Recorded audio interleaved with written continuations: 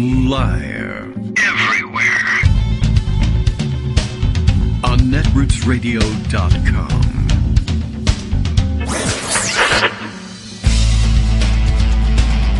David Waldman. Kagro. In the morning. Now, here's David Waldman. Hey, good morning, everybody. How you doing? It is Thursday, October 14th. 2021, just double checking on the date there all of a sudden. What year is it again?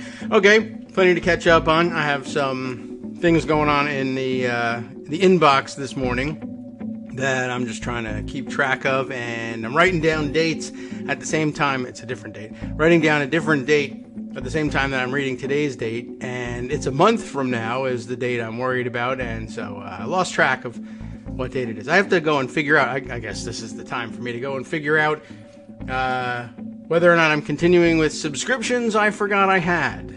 So, a little bit of housekeeping to take care of. Well, all right, that's fine. We got plenty of housekeeping to take care of here in the United States of America as well. So we'll catch up on all of that and see if we can figure out exactly what's going on.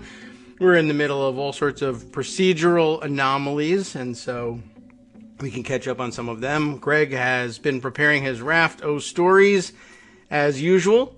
A good number of them in the queue, so we can get some clue about what he may ask us about. But he may yet spring some surprises on us. You never know. Let's see.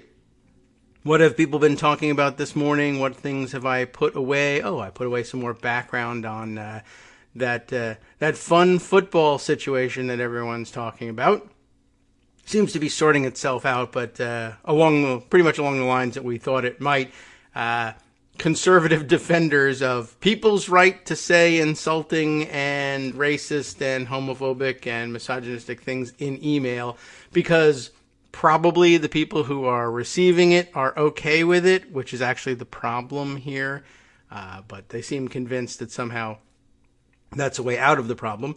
Also of some interest, I have seen people tweeting around this morning with genuine concern, and I think properly so. Footage from here in Virginia, where Republican gubernatorial candidate Glenn Youngkin has gotten a second endorsement. I don't know. I mean, they're both from Donald Trump. I guess she's reiterated that. He's reiterated that he's interested in seeing him elected here in Virginia, which should surprise no one.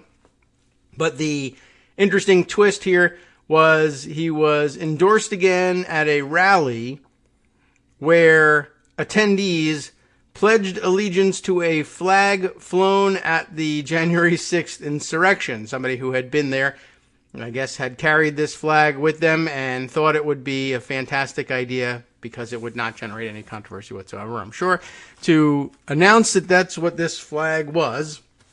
Could be lying, of course. And then have everybody pledge allegiance to that flag. Not any other flag, just this one here that had been at the insurrection. Rachel Bidikofer pointing out that, yeah, it's now fair game to say Republicans now pledging allegiance to the insurrection.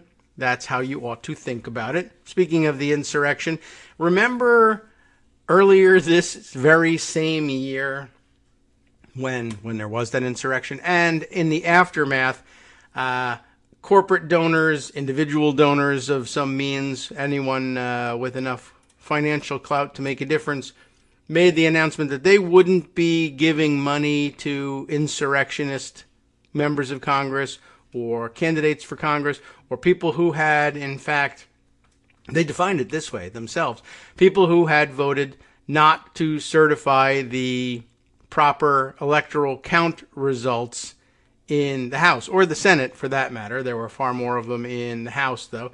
And that lasted all of about 15 minutes. So we were, very well aware of the corporate actors. And, many of them have been called out and named and shamed to some extent.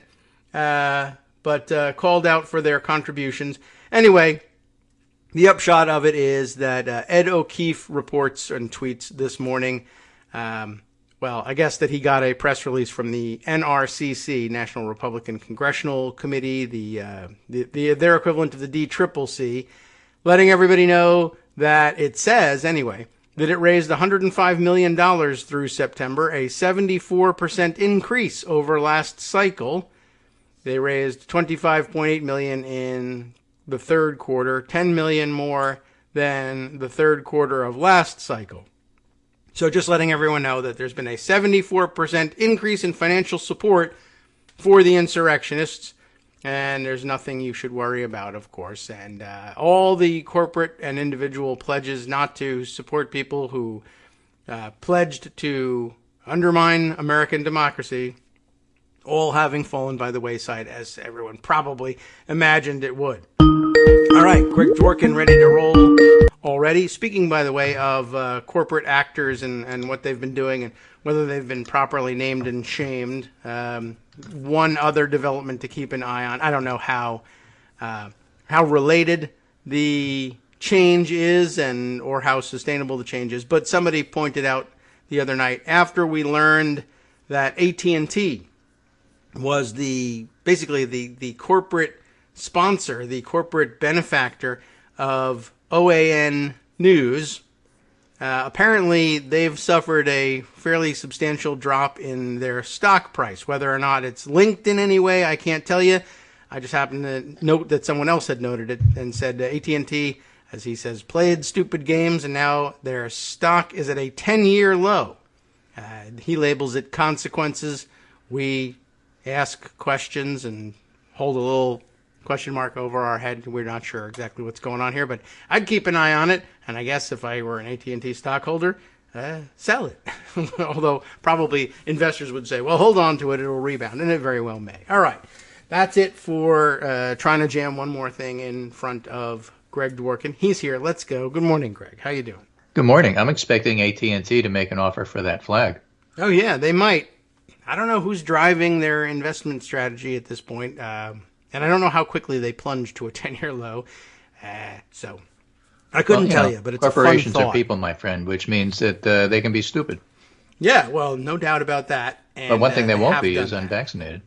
Oh, yes, mostly that's the case. Why they're so excited about As a matter of fact, Biden's going to be talking about that today. And It is Thursday. That means it's the first day of a 2-day meeting with the FDA. Their advisory staff committee couldn't make up their mind about specific recommendations about J&J and their booster because J&J didn't really submit very good data to them.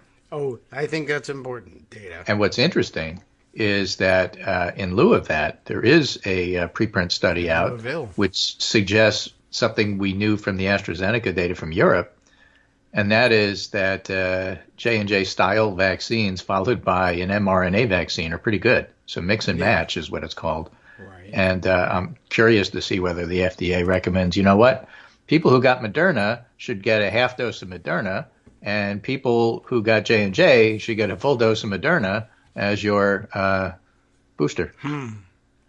Well, that'll do wonders for the J&J stock price, I'm sure. But okay. Maybe A&T will buy them. Right, yeah. They're bargain basement stock. Or maybe J&J will buy the flag, just to boost morale. But, hopefully they don't suffer too much. I mean, if you put the correct data out there and give people the opportunity to say, okay, for our health, we should turn in this direction or that direction, okay. I can accept that's actually good corporate behavior. Right, that also comes to mind. I think that Congress really ought to reconsider. They've decided that this one stupid trick of minting a platinum coin is not going to solve the debt limit problem. Oops, I minted it. Instead, maybe they should just buy that flag. Oh, yeah, right. And declare that worth $1 trillion. And then, we're settled. You can do that now. I mean, I think so, right? We just call it a non-fungible token. I don't know exactly what goes into that, but I understand you get $1 million at the end. So just do it a couple of times, and that should be a platinum flag, as a matter of fact. Why not try that? Why not? So, speaking of stupid tricks, I sent you this Matt Glassman tweet the other day just because it struck my interest. And what he says is, pretty sure you could teach a comprehensive half-day crash course on House procedure using only the rule they put on the floor yesterday as the springboard. And I'm 80% sure I will try this sometime in the next few semesters since he teaches about Congress.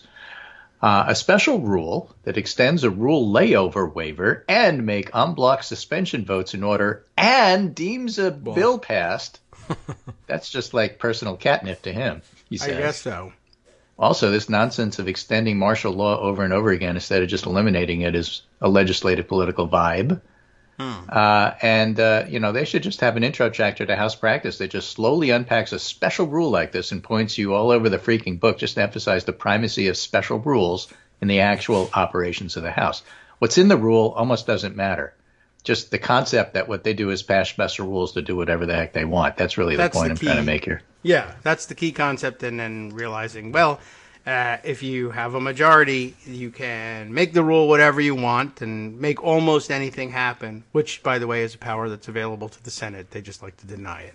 Right. And remind me again, the deem and pass, that is to say, we deem and pass this thing without making you vote, is partially to protect members from getting their name on a vote, but there's other reasons you might want to do that too. You've told me, and I can't remember now. Oh, well, sometimes that's the chief issue. Sometimes there's a time issue and you got to get something taken care of before something else happens or before a certain date. And so if you deem it passed, is that faster than actually taking a vote? Well, by because 15 you have to minutes. vote on the deem and pass anyway. Yeah, I mean, you gotta vote on it. That's the biggest misconception is that people say, well, they did that so they wouldn't have to vote on it. There is a vote. It's just also on some other stuff. So you pack a number of things into one vote. So you do 3 votes in one instead of 1 vote 3 times. Yeah, well, yeah, pretty much. And so does it save you time? Well, I mean, in terms of actual floor time, it'll save you, whatever prelude to the vote that you wanted to schedule for yourself. Sometimes that's an hour. And then a 15-minute vote that can sometimes go longer. So it can save a little bit of time. It's usually about, protecting people from having to cast a separate vote that you can point at, but you do still have to vote for it. So all the ads are still good, the attack ads. Right. He voted for this thing. Yeah, I did. Yeah, and the other thing they stuck in the bill, which I guess it's routine these days, is about 5 or 6 times within the rule, the special rule, they put in this provision that says basically you can't do points of order. And I guess they do that because the opposition is a bunch of jerk faces who would like to slow everything down and would make points of order for the next 9 weeks if you didn't have that. Yes, right. And sometimes the points of order are ridiculous time wasters. Sometimes the points of order would actually be valid. It's just that we've decided we're going to do things this way instead of the normal way, and you're raising a point of order about normal procedure that doesn't really apply here. You have a good point. We're not using normal procedure. We're just not going to waste time outvoting you by on party lines over and over again. This is a reminder. If you have a solid majority behind you, you can steamroller just about anything. It'll become dangerous when Republicans are back in power, and they, of course, insist that it's dangerous now with Democrats in the majority. But you know how we are in using these things. Usually pretty timid about these things, even when we're entitled to steamroller the other guys. Whereas they just make it, hey, whatever we feel like looting today, we should just do. Well, that introduction of things that I find interesting that probably nobody else does is an intro to something Norm Ornstein said about the overall big picture. That's capital letters, 40,000-foot view, as they like to call it. He said it's true that the success or failure of infrastructure, voting rights, and election reform, and by the way, voting rights, Schumer said he's bringing to cloture. It's true that the success or failure of infrastructure, voting rights, and election reform and so much more rests on the votes of Sinema and Manchin, but that's because not one Republican in the Senate will support any program to solve American problems. That's Norm Ornstein speaking. Yes. And I tweeted that this morning and said, look, this is a reminder to not treat this as normal. It's not normal. It's not a new normal. It's just FUBAR. Yeah. No, an excellent reminder, really. I mean, ordinarily, you get 1 or 2 or 7 or whatever. Right. When it's around stuff like guaranteeing people the right to vote, etc. Or the debt limit. Yes, right. Now, granted, you might not be able to get them to get rid of it altogether, which they should, but generally you can get them to, as they like to say in Congress, kick the can down the road. Yes. Kick the can is their favorite game. Yeah. There was for a while that weird, I think third way maybe, campaign, trying to get like the kids involved in their. Yeah, well, they're doing the remember that fourth way one? insurrection. They just can overthrow kicks everything back. because it's not working. All right. Right. Well, Important political waves, reality check. 2/3 of Republican voters want Donald Trump to run again for president, according to Morning Consult. Of course, half full, half empty. Only 14% of GOP voters say Trump should definitely not run again, and 15% say he should probably not run again. So if you take that 29% who's not happy with the concept of Trump running, you can't win an election with 70% of your party behind you. Remember, if this were a Democratic a poll, the headlines would be screaming, Democrats in disarray, divided party, et cetera, et cetera. Right. Although I guess, they probably know their history well enough to be able to say, well, you know what these kinds of Republicans do. They say they're mortified and embarrassed and never would. And then he gets nominated and they say, well, tax cuts. All right. Yeah, but you know what? A lot of them don't vote. Yeah. And that's really the point. Good. And so when Trump was at this Glenn Youngkin rally. Sick with COVID. Yeah. Larry Sabato wrote about that. Another enthusiastic Trump endorsement of Glenn Youngkin last night in Richmond, a rally featuring Gulp Steve Bannon.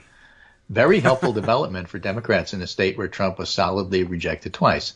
Now, we only have 3 weeks left, and this is the 3-week period where the non-enthusiastic vote, which counts as much as an enthusiastic vote, has to get it together and actually vote for Democrats. Yes. Since they do, again, reminder, the latest poll, all the polls, if you average them, show about a 3-point McAuliffe lead, but if it's high turnout, it's a 9-point lead. So the reason that it's close is because Republicans are more enthusiastic than Democrats. That always happens in the out year. That is to say, if the other guy's party is in power, your party's going to be more enthusiastic. That really doesn't always tell you who's going to win. Sometimes it does, sometimes it doesn't. So it's about a 50% track record, which is about what the pundits generally have in election prediction, about a 50% track record. So, the fact that Trump is here enthusiastically ginning up support for Democrats is a wonderful thing. And it was at that rally, of course, as you mentioned, that they decided to pledge allegiance to the insurrection.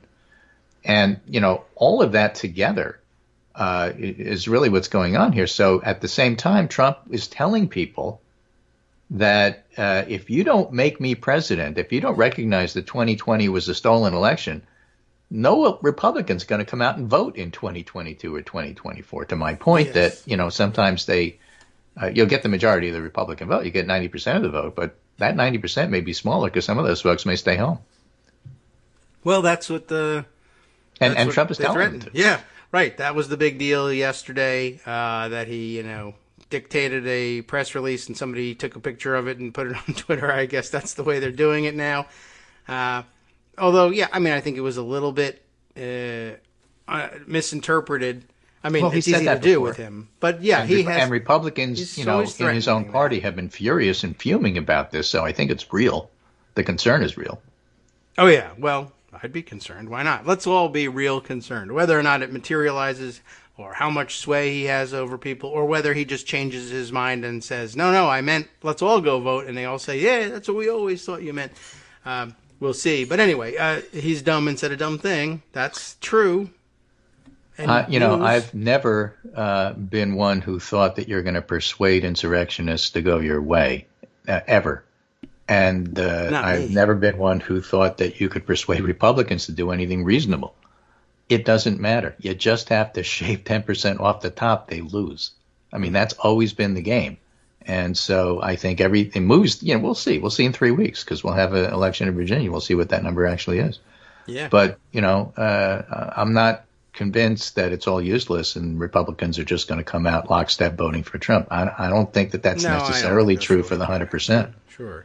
And we don't need 100%. And we just need 10% to stay home. Yeah. And, I encourage you to do so. You're all correct, everybody. Many of you who believe that there's nothing that can be done to satisfy any of them and you'll never change their minds.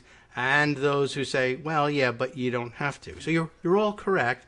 There is going to be a bunch of weirdos. And it's a big world. And at scale, the small-ish group of fringe weirdos are enough to shave enough off of your vote total to have you lose. If you do something, if you're like into counting up who got more votes and then giving the win to that person.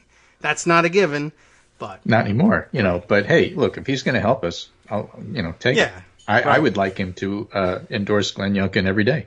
Sure. From now until the election. The more votes they have to lie about in order to mount their insurrection and claim a win, the more people at the margin say, hey, wait a second, you got less, and resist. So Jake Sherman tweets this morning in a letter to Senate Democrats, Senator Schumer announces he'll file cloture on a bill to overhaul voting laws. Translation, time's up for Manchin. He said he tried to get 10 Republicans on board. He's out of time. And it's not close. I believe he's at 0 out of 10 so far. Right. We'll see what happens. So, important. Other things that are also happening that are important is, there's some news this morning. Unemployment insurance weekly claims. Initial claims were 293,000 for this week, ending October 9. That's 36,000 less than the week prior. But the reason that that's important is that this is the first time in a year and a half that claims are under 300,000. A normal week, quote unquote, is around 250,000. That's before the pandemic. So we're getting close to that. So that's a bit of good news. Another bit of good news is Joe Biden announcing that he's taking measures at major ports like Long Beach, which we talked about the other day, to keep them open 24/7 to help with the supply chain. Supply chain experts say that's helpful, but not completely helpful. It's not going to solve everything. It's a supply and demand problem. People have money to spend because they were not going out to dinner and going on vacation, and so they want to buy stuff, and so demand is up, and supply is having trouble meeting that demand, and so prices go up. They fix it at that. That's a big point. And opening up Long Beach for 24/7 isn't going to fix that. No. But it will help. And as I said, right, you're talking about a BFP here. This is a very large port. And so that ought to help. I guess, relevant to that, I did happen to see something earlier this morning. What was it? Somebody, one of the Republican members of Congress, Representative Michelle Steele, who I'm not that familiar with, but Max Kennerly pointing this out. The ultimate in NIMBYism here. Steele tweets, today I introduced legislation to ban cargo ships off the Orange County coast. Ships anchored for weeks and months off our coast likely caused last week's oil spill. She's getting environmental on it. Reports show that the pipe may have been struck several other times by ship anchors off the coast. So, locally they're concerned about the oil spill. Her idea is, I'm going to ban ships off the coast. I don't know how far out. I'll just close the port of Long Beach. Between Long Beach and L.A., 40% of shipping containers come into those ports. Well, Max is pointing out what the ultimate NIMBYism is, banning boats full of stuff you want to buy. They're screaming about the supply chain and it's Biden's fault, but also I'm banning boats. And she wasn't the only one out there trying to ban boats either, by the way. Well, politicians say stupid things to win favor locally. That's perhaps the oldest truism in the world. Where was the other one? There was second oldest. I think there was a candidate for House of Delegates here in Virginia, nearby, like in Loudoun County, but one district over, who also said, by the way, that he had come up with a solution for rising sea levels due to that thing that he doesn't believe in. And he showed What's a picture. He gonna do? Raise the land? Well, I'll pass essentially, a bill. It's almost that good. He said, I guess he took a screenshot of one of those apps that show you like where all the cargo boats are. Yeah. You can track your boat, I guess. You could do that with planes. They have one for boats. And he says, well, correct me if I'm wrong, but if you take stuff out of a bathtub, the water level goes down, right? Yes. So ban boats. No more rising sea levels. He said, if we just take the boats out of the water, and I don't know, hang them in closets or throw them into space, let's say. Wait, that's not enough. What we also need to do is remove Bermuda, the Bahamas, Puerto Rico, and Cuba and move them to West Virginia. If you take them out of the water, you see. Yeah, right. The That's up there with, there was a still here there too, right? A Democratic member of Congress. I can't recall offhand who it was, but didn't he said something about the possibility of, what was it, an island flipping over or something? If too many things were on one side of the island, I have no idea. Island, iceberg. I got to figure that one out. Lightning bug. It's all the same. I'll get you all the links to prove it. But yeah, that seems to be like, I guess that's a guy's real concept. If you take boats out of the water, sea level goes down. It's a pretty big ocean, as it turns out, but I don't know if it really works that way. The other political news, maybe we'll talk about this a little bit more after the break, which is coming up. But what the January 6th committee is doing, and then, of course, the FDA and what they're doing with vaccines. So that's going to be on the other side of the break. Okay. But nonetheless, I think those are significant moves.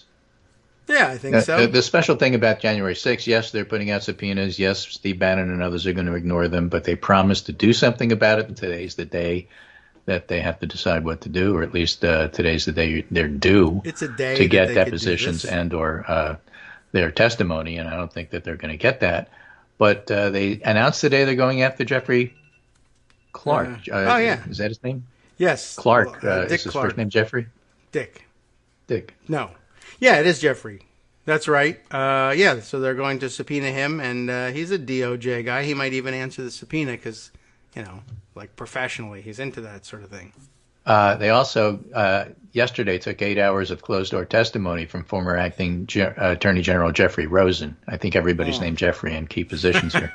Regarding the final days of the Trump administration, according to two people familiar, because it focused on witness willing to voluntarily meet with the panel. So the question on the table there is, I know that Bannon and the insurrectionists won't meet, but what about Jeffrey Clark, who's like a professional lawyer? Right. That's the hope, is that he'll do it, and he probably will go in there thinking, well, I can beat them at their own game, too. I can out-lawyer them and come out looking good. Probably not, but keep thinking that. So, all right, we'll take a short break, come back, and do the rest. Hi, it's me, David Waldman, the same guy who was just talking to you a second ago. Our Patreon subscription drive is still going strong, with over 175 monthly donors who help keep us on the air. If we've helped keep you going during the pandemic, why not return the favor and help us keep going so we can all be together for the next disaster? Patreon.com, Patreon.com, makes it easy to make secure, recurring monthly contributions to support our show. Patreon.com/KagroX gets you straight to our donation page. Maybe you'd like to thank us for keeping you sane during the Trump era. Maybe you're looking forward to in-depth explanations of what's going on in the Biden administration. Whatever it is that keeps you listening, we need your help to keep bringing it to you. And hey, if you happen to prefer using PayPal or even the Square Cash app, we're up and running with those options too. Thanks again, everyone, for all your support. We literally could not do this without you.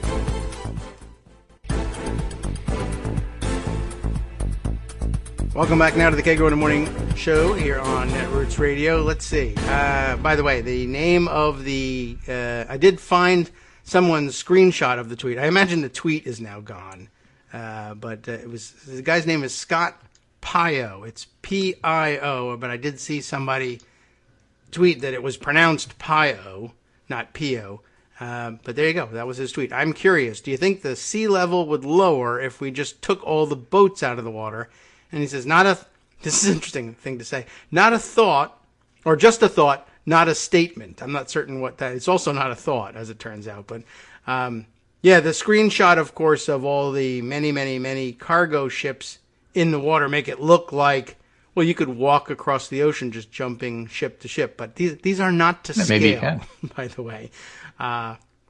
These boats, as big as they are, compared to the ocean, no, I don't think so. Well, when I was a kid and we were doing things like land folks on the moon, the joke going around was the next thing that maybe somebody will do, some other country, will be to land somebody on the sun. Sure. And, whoa, you can't do that. Sun's really hot. Well, don't worry. We'll land there at night. And so, if you're going to take the boats out of the water and somehow that's going to fix the climate crisis, that's, shall we say, an interesting approach. Yes, so many things wrong with it. But which, as in diplomatic terms, requires some frank discussion about before we go ahead and do that. Right. I'll tell you this: he's not planned ahead much. He's not thinking ahead, Scott Pio. I will just point that out. He's tweeting. Of course, he's running for delegate, and so the screen name he has up there, Scott Pio, delegate candidate for Virginia, is the way he put it. But his actual address is the one he used when he signed up, and this might tell you too much about him. His actual Twitter handle is Spoiled Techie. Oh, wasn't Scott Pio that guy in Happy Days who voted for Trump? Yes, right. Something like that. All Scots, really, at this point, are suspect. But right. Well, Jeffries are definitely suspect. Oh, yeah. No doubt about it. Except Scott Anderson, who is, of course, fantastic in all things. Thank you. Just wanted to put that out there. So in terms of what to talk about after the break here, the two things that struck me, first of all, is this piece by John S. Huntington, professor of history at Houston Community College, working on his first book, Far Right Vanguard, The Radical Roots of Modern Conservatism, writes this article in the Washington Post, which is quite interesting, called Manipulating Elections is a Conservative Tradition. Well, Trump is building on decades of right-wing willingness to game the rules to gain power despite being in the minority. Okay. Right. So that's just a reminder. Trump ran in front of the parade and declared he was the leader, and folks are willing to go along with it.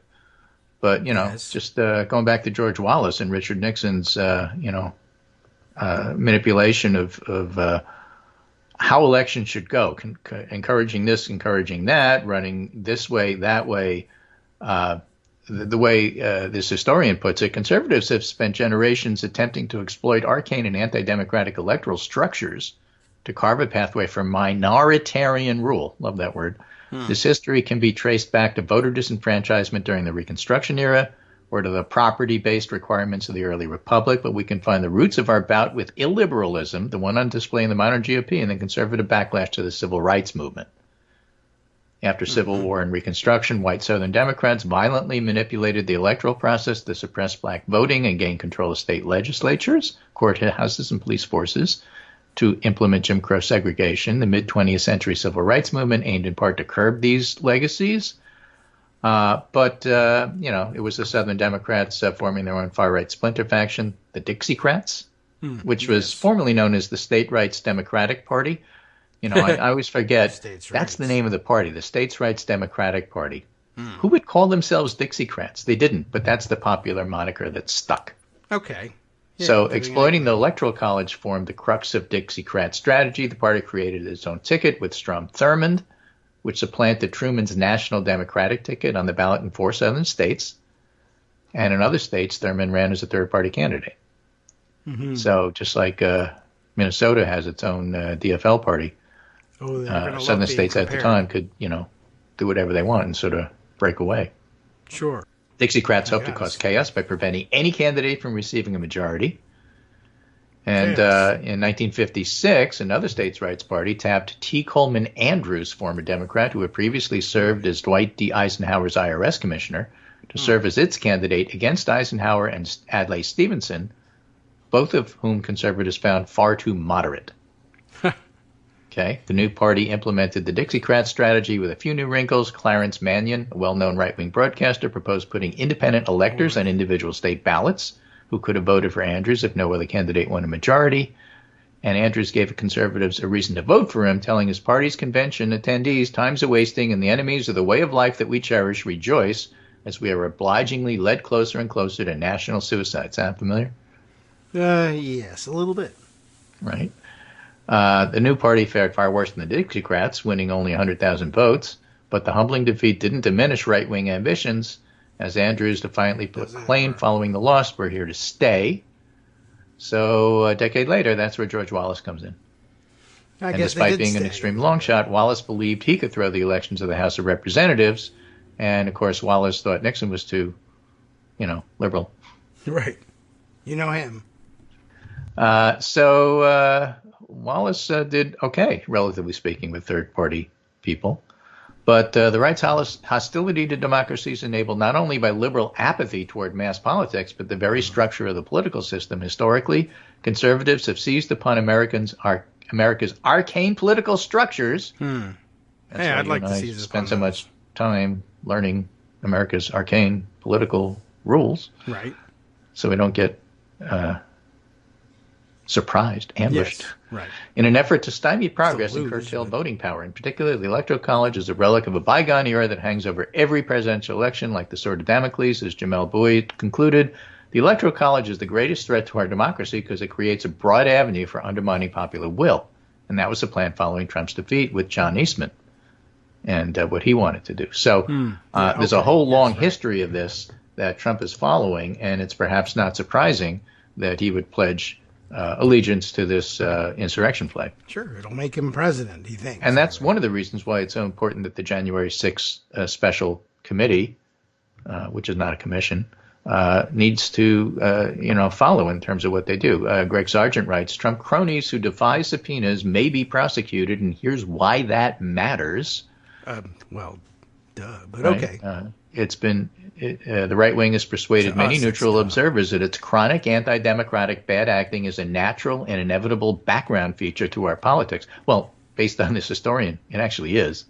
Yeah, that's not to excuse it, obviously. It's not to excuse it. That's the point. It's not considered normal, but it definitely is there. There's a strain of it that's there. They're abnormal. And it is FUBAR, and you should call it what it is. So it's properly seen as beyond accountability, and that forbearance in response is the price for future democratic stability. That is to say, the news reporters, this is a thing that always galls me, annoys you when I bring it up all the time, but the Chuck Todds of the world who say, and it just might work, I want to strangle them.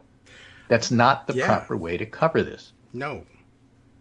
And, I don't know. Maybe we can get them. I don't know. I'm not certain why the hesitancy. I would think it would be obvious. I mean, even Democrats must know that the political press would go crazy for this. It would be such a weird, crazy thing.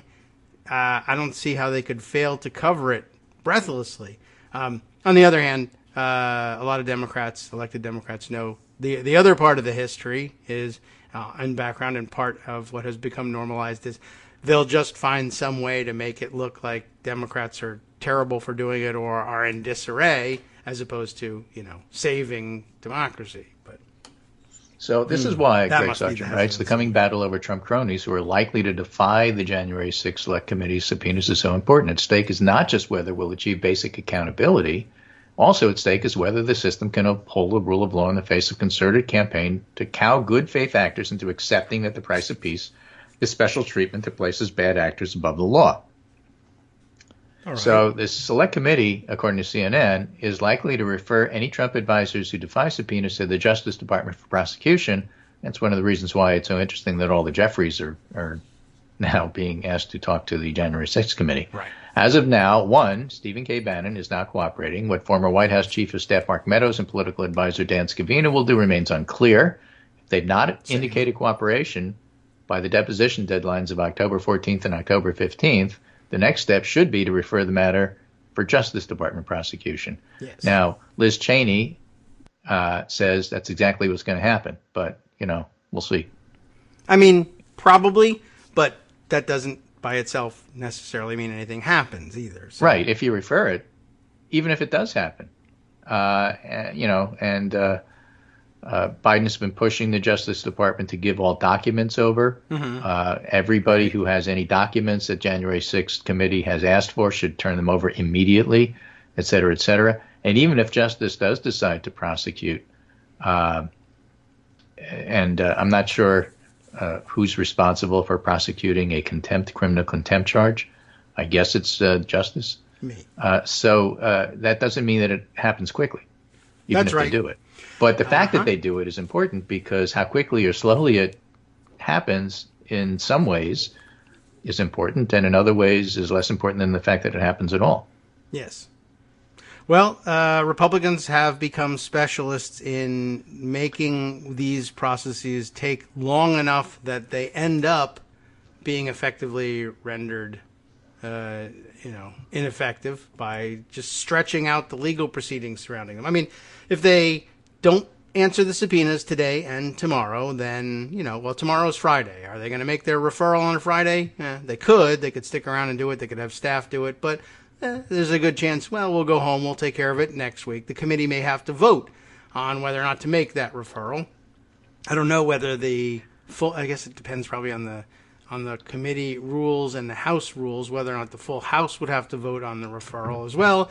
But even if they don't, then it gets immediately sent to the Justice Department. It goes in an inbox, and then they say, I got some, drug dealers to prosecute, and then this thing and that thing, and we're investigating Trump over here or whatever. We'll get to it, but just when, and then, then they make the decision. Should we prosecute? And if they do, how long is that going to take? And we're going to have some, discovery phase and some depositions. But this is sort of like infrastructure and reconciliation. Right. You have to do something and then let the length of the process, run its course. If the House were to pass reconciliation and infrastructure tomorrow, it still doesn't get done right away. That would be a surprise. It then has to go to the Senate, or at least the parts that haven't passed the Senate, and the parts that don't agree with the Senate have to, get sat down and do some sort of committee reconciliation of the two, and this, that, and everything else, and it takes a while. Yeah. But that's not the point. The point is you did something. True. And so everybody could see that you did something. There is that. And there will be a moment, or perhaps lasting up to 6 months or more, during which people are saying, why aren't you doing anything? And they'll say, well, I am doing this thing, but it takes a long time to do that. Well, why isn't it faster? I don't know. Why isn't it faster is not the same thing as why don't you do it? Right. And so, I think it's important to demonstrate all of that. And that's, one of the major reasons why it's important that they go ahead and make that referral, even if it's going to take a while to get done. Yes. Right. But then begins the big battle between the people who say they are doing something, it's just slow, and the people who say it's either too slow, or the people who mistake the slowness for they still haven't done anything, and you still have to, here's my... It's still a better battle. My tweet back to you. Yeah. Shape your battlefield. You got to do it, and it could take a while. And also looming out there is, there are all sorts of other twists and turns, but yes, I believe they will take the step of making the referral. What happens next and how long it takes, that's something different. Right. And then the final issue is COVID-19 rank fell to number 7 among leading causes of death in July, but it's back up to number 2, even though that peak is now gone. Heart disease is the leading killer in the U.S. Cancer generally is second, but every once in a while COVID surpasses that and then falls back down. Mm-hmm. And then way below those are accidents, stroke, respiratory issues, Alzheimer's, diabetes. Heart disease and cancer are the two biggies, and COVID is part of the top 3 now.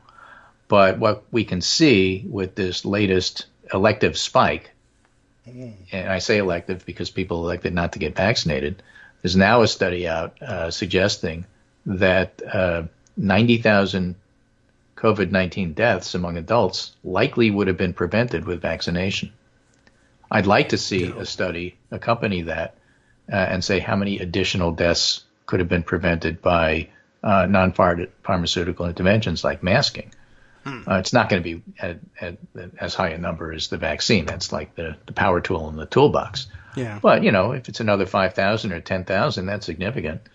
And, it'd be nice to know that.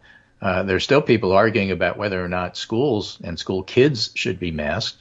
Incredibly. Pro-vaxxers who are of serious, intent still don't want their kids masked for reasons that are debatable, but, reasonable. Okay. Wow, that was right. Very generous. And they say, basically, here's the deal. An unvaxxed kid and a vaccinated senior have the same risk. And once you vaccinate seniors, you stop paying attention to them and say, I've done my job. Well, if it's the same risk, why are you giving us a hard time about masking the kids and making us do stuff with kids? Because the older you are, the more susceptible you are to COVID. That's clear from the data. Why don't you leave us alone about the kids? And the answer is because if you have 500 child deaths, not 90,000 adult deaths, it's way lower. But it's huge. It's still important. Those are 500 kids. Yeah. Well, especially and that's enough to do something put some about masks on. And so if masks can help to prevent that, particularly because they're not yet eligible for vaccination, that doesn't come till next week. And once you get the approval, the emergency use, since it's emergency use and not full, school districts won't necessarily make it mandatory the way they do in LA or maybe New York. And so there's still going to be a lag time, and there's still preventable things you can do. And so you should prevent because that's what we do. And that's not an unreasonable argument. And why people get upset about it, I don't understand. It's a disagreement. Some people think you don't need to because of the risk, and other people think you do because of the risk. And people look at the same risk differently. Some people drive, and even though the risk is there, they drive anyway. And other people are kind of careful about driving. Yeah, I mean, that's the most generous spin you can put on it. I mean, because it's just such a generous person, Yeah, I guess so. I mean, all told, putting a mask on is such a low impact thing. When I don't understand why it sparks reward riots at school boards. That's the part that I don't get. Well, yeah. So you disagree. So take a vote. Sure. And then you lose, and you got to do the thing. It just same with the election. When you lose a vote, that's the way it goes. Yeah, and people just are refusing. And I guess that goes back to your tribal identity thing, and they feel so personally defeated. They can't countenance losing the vote on whether or not to wear this little lightweight mask, and so they rationalize. They come up with crazy ideas about, well, the mask. The basic equation is, what's the danger here? The real danger here is COVID, and the way to cut down on the numbers is doing this very simple, non-impactful thing that really won't change your life. So then they have to come up with a story about how it is the bigger risk or will change your life. So then that's when they make up stories about you'll pass out because you don't have enough oxygen, even though they've seen but you could see it. There's the data is now suggesting, and I'll try to dig that up for Friday and Monday when I'm on next. But the data is suggesting that Republicans in general, not Democrats and not independents, are now starting to question whether vaccines altogether should happen, not just COVID. Oh, that's good. And there's a big difference in the political parties in terms of how they look at it. A sharp drop in Republican views on the benefits of vaccination from a public health perspective. Years and years and years ago, Brenda Nyhan, political scientist who tracks vaccine hesitancy and was looking at flu and other things like that, basically said it'd be terrible for this country if vaccination became politicized. Well, yes. Guess what? Here we are. It's 2021. I guess it's now happening. So the terrible stuff is coming. Yeah, and I don't know. I mean, it's not for lack of data or scientific proof, certainly. No, it's absolutely tribal, and it's crazy. Yeah, and so and I don't necessarily fault the people who are victims of misinformation. I fault Fox, and I fault the Republican leaders who are so afraid of their own base that they can't be rational. Yeah, and the type of information I was thinking of, I know I've seen 10 things like this, but I retweeted it in the last couple of days. Here, a tweet from Doctor. Where is he? I don't know. Let's see. Well, doesn't matter. Doctor retweeting this news from Iowa, I think. 2 neighboring jurisdictions, one with a mask mandate and one without. So it's Solon, I don't know, Solon is the name of the town. Solon schools, 213 student cases this academic year. 7.5%, I guess, of the student body infected with the virus.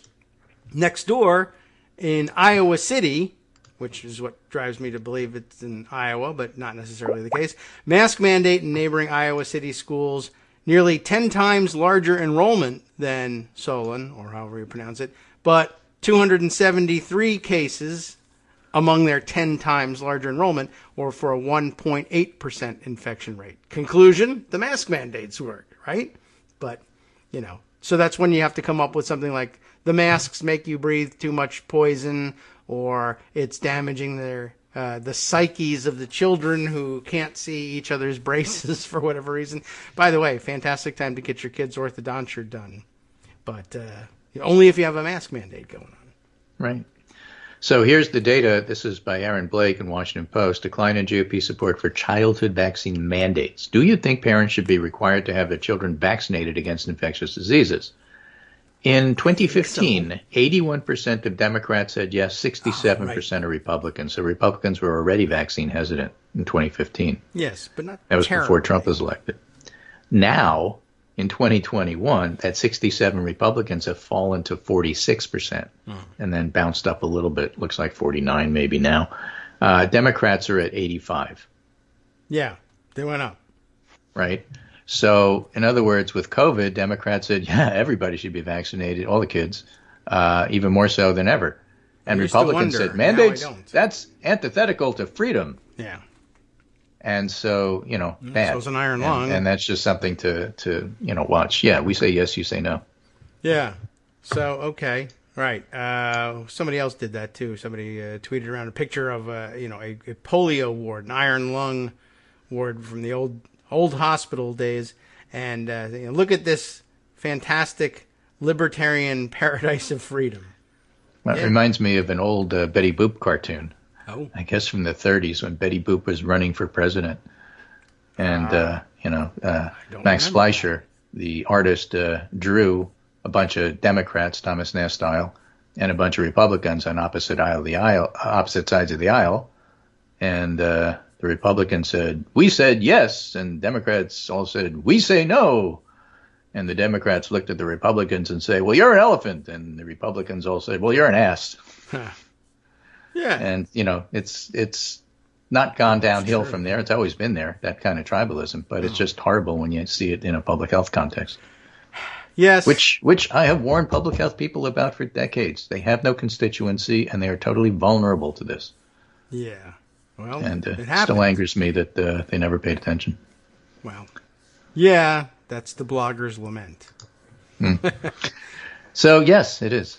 Right, so that's why I used to scream at my TV, and then I started blogging. But anyway, that's my Thursday segment. Okay. For today, little history there about it's Thursday. The conservatives, trying to game the system because they can't accept this concept that we have called democracy. And Max Boot wrote an interesting article, which was similar to a Mona Charen article from a little while back. Mona Charen wrote in the Bulwark, and Max Boot wrote in Washington Post, but they both wrote the same column. Which is, I'm a one-issue voter. I vote for democracy. No. I hate what the Democrats are doing. I'm voting for them. It's okay. Yeah. I mean, I'll take it, right? It counts just the same. Yeah. So. And I don't really care whether they're enthusiastic about it. That's true, even though that does give us the opportunity to play our enthusiasm tape. And, of course, God, get the vaccine already, you f***s. Just so that everybody knows. I was hoping for that one. So with that, I will talk to you on Monday. All right. You've got 2 days, today and tomorrow, of J&J Moderna discussion. So maybe we'll learn something. Maybe we won't. Good. And because it's unclear and there's a lot of information to sift through, I'm sure the media will cover it as muddled no matter what they do. But in fact, that's the way that scientific committees go. Pros and cons, and people stand up and say things, and, somebody will present something and somebody else will stand up and say, well, I don't really have anything to say about yours. This is more a comment than a question about your presentation, but I did this stuff and found something else altogether. And I just wanted to announce that so everybody knows that I do this sort of thing. Yes, I ate and then you, kindly and properly and politely are thanked. And then a reminder from the chair that if you're going to stand up and ask a question, it's like Jeopardy. Make sure it's in the form of a question. Right. That's the way these things work. And, then the newspapers and cable TV covers it. Well, it's all muddled because they don't know what they're doing. They can't really decide anything. Right. Boring. Complicated. Yeah, it gets too tough for me. I can't pick winners and losers and just say who's the winner of the week. So I'll just say what I usually say. Democrats lost. The end. Yeah. Well, they're in disarray. Yeah. I don't know what happened here, but Democrats are clearly in disarray because Republicans can't agree on Trump. Find a way to make disarray good, and then we'll be in forever. Yep. Okay. You should patent it, copyright it, trademark it. All those things. Mark it with a B. Something like that. Right. Take care, and I'll talk to you on Monday. Very good. Thanks, Greg. Appreciate that. And, time to do more news roundup. I'm thinking, as I was looking for the various of the tweets that I had mentioned, I realized we could do the whole show just by going back and scrolling through the things I tweeted but didn't put in Pocket.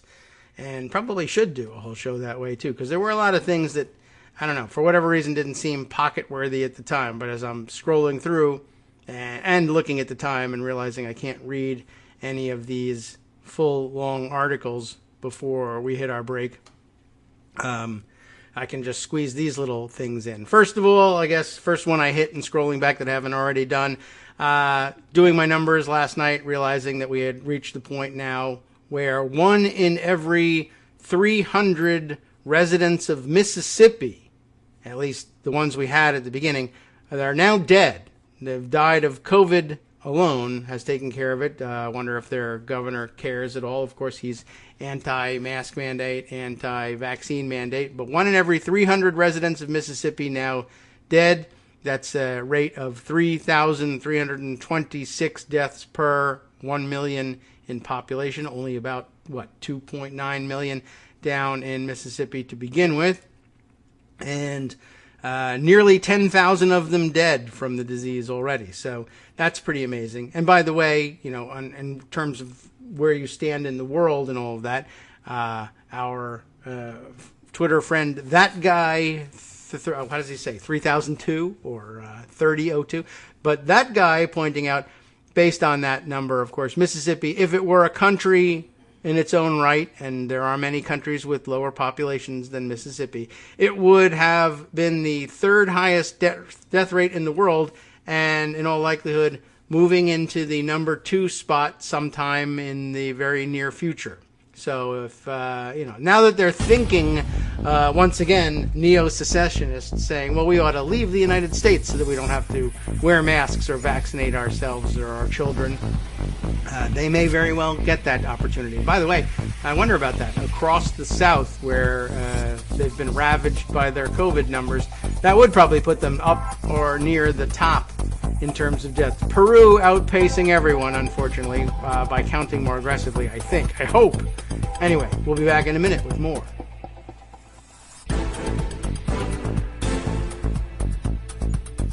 Welcome back now to the Kagro in the Morning Show here on Netroots Radio. Here we go. How do we handle today? Speed round and more Twitter scrolling and just bringing the crazy stories to your attention. Something lengthy, perhaps, for the last segment. I don't know. We'll see as we scroll around and see what strikes us as important. By the way, I guess one thing that I notice every time I do start looking through the Twitter feed and looking at the trending stories, I guess we should acknowledge the bizarre incident in Norway yesterday, in which I guess apparently a Danish national living in this city, I don't know what, in Norway, I guess, not far from Oslo, of which we're aware, but Kongsberg, is that how you would pronounce this?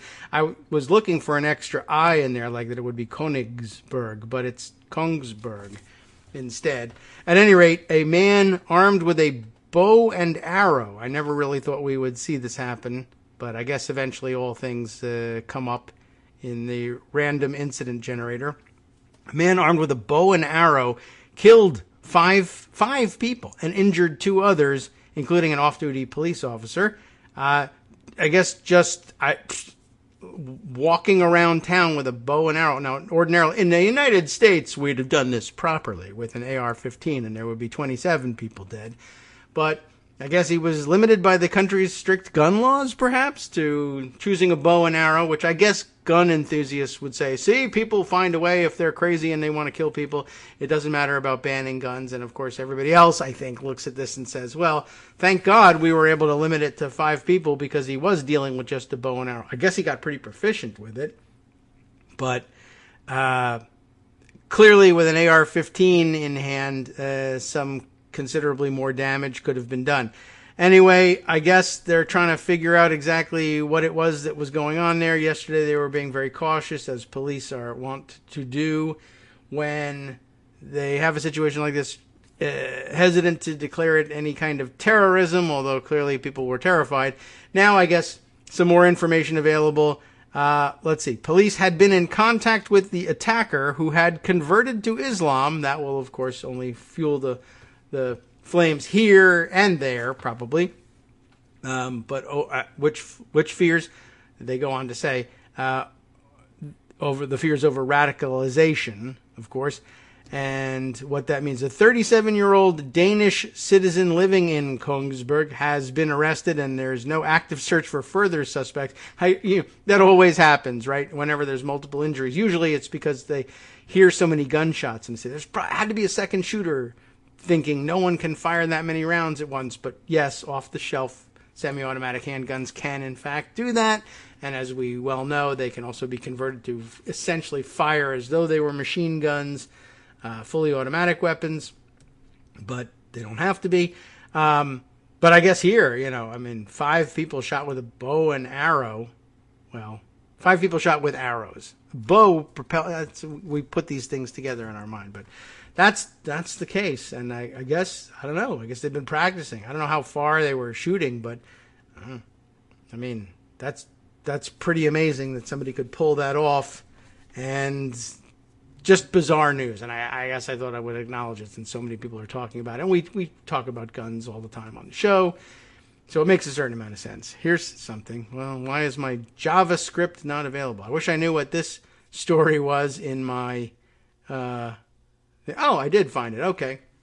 It clicked through. In Pocket, it gave me JavaScript not available. But it does lead to this tweet. I guess this is about Jeffrey Clark. Rick Hazen, whose name we call every once in a while here, law professor at where? I got to click on it to figure it out. UCI Law, which is, if I recall from the stories we've read, California, right? UC Irvine. Okay, that's right. So Rick Hazen pointing out that, or noticing the tweet of one Richard Signorelli, who is a former U.S. attorney in the Southern District of New York, according to his profile. Breaking news that he tweets was that Jeffrey Clark is no longer listed as having any position with NCLA Legal. That was the fancy pants right-wing legal outfit where he had made his soft landing after exiting from DOJ. The New Civil Liberties Alliance is NCLA. He had been their chief of litigation / director of strategy since July, points out Richard Signorelli. And Rick Hazen commenting on that. Whoa, did NCLA Legal fire Jeffrey Clark and pull a Federalist Society move, as he identifies them with their Twitter handle? And that what's the Federalist Society move? Boot the person for being found out for having fomented insurrection. Boot the person for fomenting insurrection while not publicly announcing that's what they're doing. One example of the Federalist Society having done that, linked in his tweet at the Election Law blog.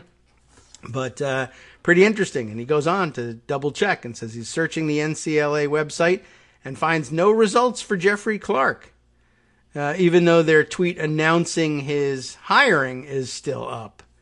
And he screenshots it if necessary, just in case it gets deleted at some point. So interesting item on the Jeffrey Clark front, now that I guess he's been called out on this stuff. Let's see.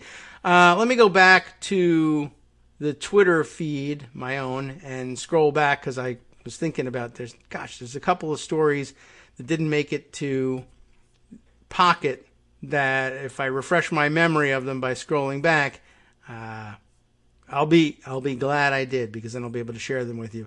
Let's see. Oh, there's the people pledging allegiance to the insurrection flag. Let's see. Last night's numbers. As I mentioned to you, that's where I was reminded that Mississippi has been in such bad shape. There's the Rick Hazen tweet too. Oh, yes, right. Here's news from CBS reporting that Trump having won Hood County, Texas in a landslide in 2020, making no difference whatsoever to the lunatics there. His supporters still distrusted the system, successfully campaigned to push out the county's veteran elections administrator. The report here showing how the story reflects a national fear of an election worker exodus. We've talked about people being pushed out by threats, or just not wanting to deal with the hassle, or being pushed to audit, quote unquote, audit their vote a 15th time in a fake way. But here you have a county where there was no doubt who won, and that the answer was Trump. And there was no need to audit anything. It was a landslide in the area, but something, and so therefore, we don't trust elections, and so you've got to go. They're a slightly different problem, but the end result is the same. Experienced, and well, I don't know, there's no other word for it, but experienced elections officials who know what they're doing and who have been, I assume, for the most part, honest about things, being forced out. We understood, we disapproved, but understood why Trump lunatics might push out an experienced elections official who was a Republican and still is a Republican in many cases, because they refused to certify a Biden win in their district. But I don't know. This, I think, might be the first time that I've seen presumably a Republican, because it's such a heavily Republican area, a person who certified correctly a Trump landslide being forced out because, I don't know what, they wouldn't say that Trump had a landslide in every county, not theirs, but in other counties where he might not have actually won. I don't really know. I'm curious, I guess, to read more about the report, but I guess I just want to at least put it on the record. All they have is video, and I'm not going to play their video for you, but just a good measure of how far gone, I guess, these people really are. All right. Anyway, scrolling back to find some other stories. Let's see. I hit the Trump statement from yesterday in which he says, well, Republicans won't be voting in 22 or 24 unless they all Republicans running for office acknowledge that I was cheated out of the election.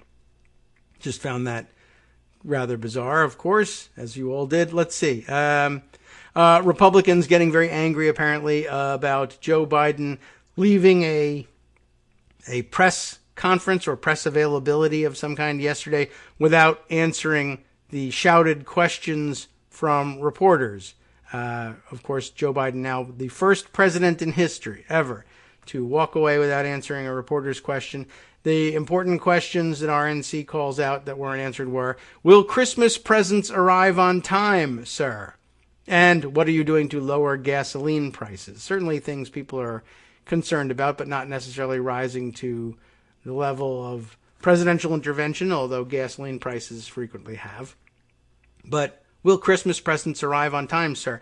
Can I just point out that's from the RNC Research Twitter account. The official position, apparently, of the Republican National Committee now is war on Christmas. There's no Santa Claus. Will Christmas presents arrive on time? Sure, of course they will. Even though we have supply chain issues coming out the wazoo, well, I don't care what's coming out of your wazoo, but I will tell you this. Christmas magic, sir, will guarantee that Santa Claus delivers presents to all good little boys and girls. And you'll like this part, only Christian ones.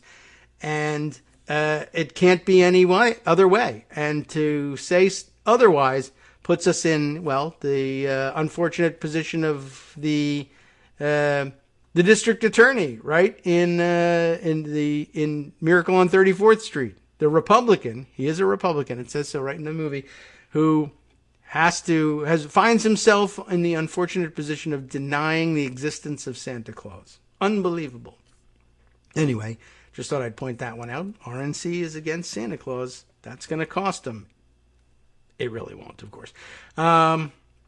Let's see. Other interesting facts. I guess while I was talking about the numbers and where various countries are on their dealing with the coronavirus pandemic, this came to mind, and now I've found it. The Twitter notice from our friend El Cid, who you can find on Twitter as El Buenora, Buenora, if you need some assistance in spelling that, pointing out this piece from The Guardian that Russia's population, thanks to COVID-19, has now undergone the largest ever peacetime decline. Basically, between officially reported COVID deaths and the excess deaths that we know about, 997,000 person drop in population between October of 2020 and September of 2021, with COVID cited as the principal cause. So something to keep an eye on. They're not reporting numbers quite that high over in Russia, but apparently they're not doing a great job. It's well, as you might have guessed, because Trump world is full of vaccine and mask and COVID deniers and people who insist on making themselves critically ill and or dying as a result of their tribalism. You might not be surprised to find that Russia has the same issue because they're the same people and reading the same misinformation. So it is backfiring on them as well, which is kind of interesting. So I found that unusual. Let's see. I was also equally disturbed by the weird supply chain based grousing of Congresswoman Debbie Lesko from Arizona's 8th Congressional District, if you want to keep track of that at home. She was tweeting, basically seeking to blame supply chain failures on Biden somehow. And in order to do so, of course, has to walk down the absolutely hypocritical path of pretending that there were no supply chain issues under Trump, I guess. So her big complaint, tweeting around a Yahoo News article about looming grocery shortages. And that I guess there's less on the shelves these days because, of course, the usual shipments that bring stuff to the stores are MIA. And I guess what she gleaned from the article was that currently out of stock are some 18% of beverages. I'm not exactly sure how they measure that, but I guess that means if you go to the store, as I have, and you find, hey, there's no Hawaiian Punch, true story, or at least no Hawaiian Punch. They used to have it in cans, which is the way my two remaining Hawaiian Punch fans in the house used to prefer that serving. They now have it in plastic bottles. They always did, but now only in plastic bottles. It's a weird thing. Also, so for a while, disappeared during the pandemic, cans of Minute Maid lemonade, of which they're big fans. They're all back on the shelves now, but in lesser numbers. So some 18% of beverages, I don't know whether that's 18% of the entire beverage market is at dead zero on the shelves, or it's just we have 18% less Coca-Cola on the shelves than we used to. I'm not exactly certain what she's complaining about, but 18%, it's a dent, but it's not awful. But 18% of beverages, 18% of bakery items, 16% of snacks, 15% of candy, and 15% of frozen foods are currently out of stock. So I guess that's where they're at dead zero. By the way, that was a very healthy list, right? Quite honestly, maybe one of the better things for our health as a nation would be to have 18% less beverages, 18% less bakery items, 16% less snacks, 15% less candy, and 15% less frozen food, and eat something else for a change. But I just thought it was particularly frivolous because the Yahoo News story, I think, was illustrated with a picture of an ice cream freezer, the Ben & Jerry's section of a supermarket ice cream freezer, where it was evident that there were less containers on the shelves because it wasn't a fully stocked shelf, but none of the things were missing or out. So, I'm looking at a picture of a somewhat smaller supply of Ben & Jerry's Netflix and chill, whatever flavor that is. That's one of the new ones. Somewhat less half-baked froyo and somewhat less mint chocolate cookie, like Boo-hoo. There's 18% less mint chocolate cookie in the Ben & Jerry's section. I was like, what kind of an a-hole cries about this? Especially when, if you're trying to score political points and it's Democrat against Republican, I mean, there was no, as I had to say on Twitter, there's no effing toilet paper for months on end. That was empty store shelves, completely bare, entire aisles cleaned out in my local grocery store. I never saw anything so Soviet, here in the United States in my life. The meat section with signs up, the local supermarket, our local supermarket had one, I don't know if yours did, limiting people to the purchase of one package of meat per family. You could get, they would allow you different kinds of meat. You could get one beef, one chicken, one pork, but if you took a steak and hamburger, no, you couldn't have it. For a long time, paper goods that way in my local stores as well. Your one package or one paper product, I think I was allowed when I was at the Wegmans. So it was either napkins or paper plates. It was really kind of amazing. And did you forget that? No, you're just conveniently ignoring that. I just found that kind of amazing. And of course, we could be in the same situation again with toilet paper or anything else if supply chain problems continue to get worse. But that only illustrates how little control there really is for a president of that kind of supply chain. But just what a selective memory to have forgotten. There was no meat. You couldn't get paper products. There was zero toilet paper forever. I had to download an app on my phone to try that purported to be able to track when stores got shipments of toilet paper. And I recall that in an emergency, they imported all this Canadian and Mexican toilet paper. Thank God for NAFTA. We were able to get a hold of this toilet paper. But yeah, the shelves were empty for the longest time. And then all of a sudden they filled up again with this weird packaging, oddly packaged and funny looking toilet paper in foreign languages. But it was toilet paper. So what do you care, right? But like that never happened. Memory hold for them. That's just kind of what they do. But then somebody else pointed out, forget that.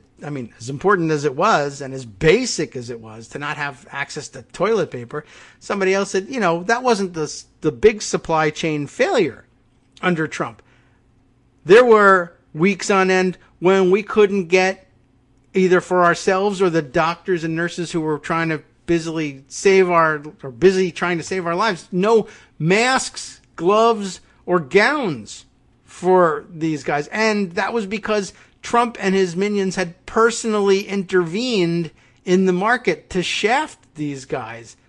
You and I couldn't get hand sanitizer. People were trying to cook up their own hand sanitizer in the basement because all the hand sanitizer was gone. It was that way for, I guess that too, for months. And then all of a sudden we were glutted with hand sanitizer. Now we can't get rid of it.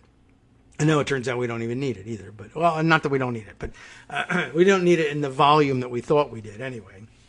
And that wasn't the primary transmission, but always good to have it on hand, especially now that it's cold and flu season. And even during COVID, you should be sanitizing at all times. Anyway, I just, no one remembers that. People going out looking for hand sanitizer when they said you had to have it. And I recall, it was all gone. And they said, well, you can get aloe gel and, rubbing alcohol. If you get high enough concentration of rubbing alcohol, and you can mix the two together and make makeshift hand sanitizer.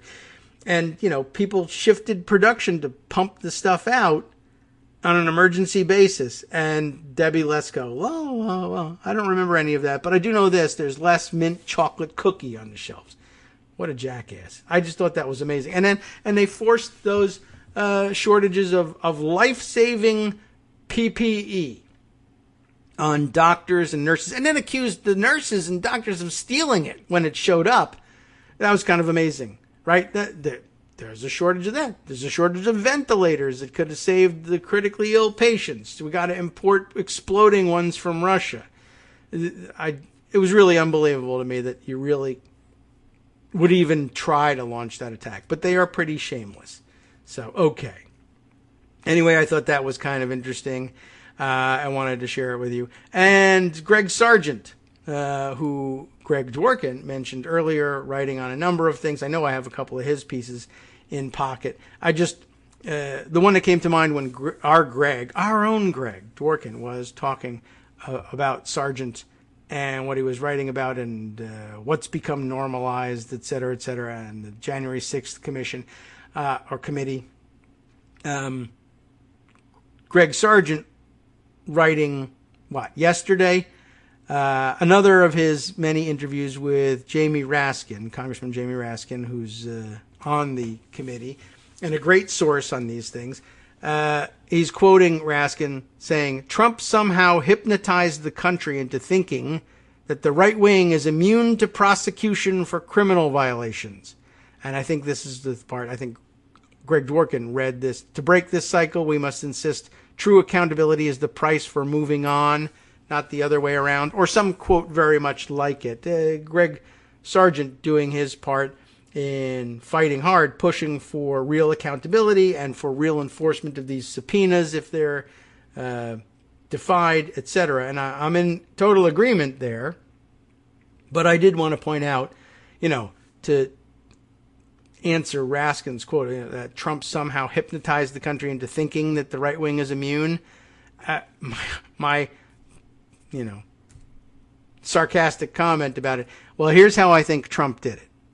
He stares into our eyes, and he says, "You're getting very sleepy," or as he would say, "You're getting very, very sleepy, strongly sleepy. When I count to 3, if I can do it, you will wake up and here's the sarcastic part, hold Republican criminality to the same standards following the Trump administration as you did following the Bush and Reagan administrations." In other words, nothing's changed. He didn't hypnotize us into it. He just did the same thing everybody else did. When you open your eyes, you will spend 2 years dithering about what to do about the subpoenas, just like you did with the Bush administration, the George W. Bush and the George H.W. Bush administration, and the Reagan administration, Iran-Contra, you name it, the war in Iraq, domestic surveillance, indefinite detention, all of these things. We didn't just get hypnotized into thinking that Republican criminality wouldn't be prosecuted. We learned it from watching it not be prosecuted, or at least not in time to matter. So I did want to point out that, additional observation. Although I probably could have gone even further, and if I'd thought it through, a good bit there. Donald Trump trying to hypnotize you. You're getting strongly sleepy. I like the idea. You will, when I count to 2 weeks, you will awaken, and have the most strongly powerful hypnosis perhaps ever in this country, or the world for that matter. So, anyway, we missed an opportunity on that one. All right, what other things do we want to make note of for the record? Well, I don't know. Oh, yes, there was this one from over the weekend, just because it was fun. Marjorie, maybe we did find it on Friday. Was that it, when Marjorie Trader Green was claiming that ivermectin had won the Nobel Peace Prize? I think we might have mentioned that one on Friday. So never mind. I thought that was pretty funny. By the way, ivermectin did not win the Nobel Peace Prize. There was a grain of truth to it somewhere, and apparently one of the doctors who some point did win a Nobel Prize, whether it was for medicine or something else, I can't recall, who did work with ivermectin, to prove that it was usable for its intended use, I guess developing ivermectin. It was part of the reason that this person won a Nobel Prize, not the Peace Prize, but one of the scientific prizes, for developing ivermectin for the purpose of treating parasitic worms. So it's not that it won any Nobel Prize for use against COVID or anything like that.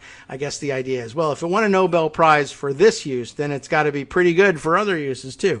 And Well, that's not really true. You remember, of course, the Nobel Prize named after Alfred Nobel, who was the inventor of TNT, right? And I think he established the Peace Prize and probably the other prizes too. But apparently he felt very bad about the destructive use of TNT.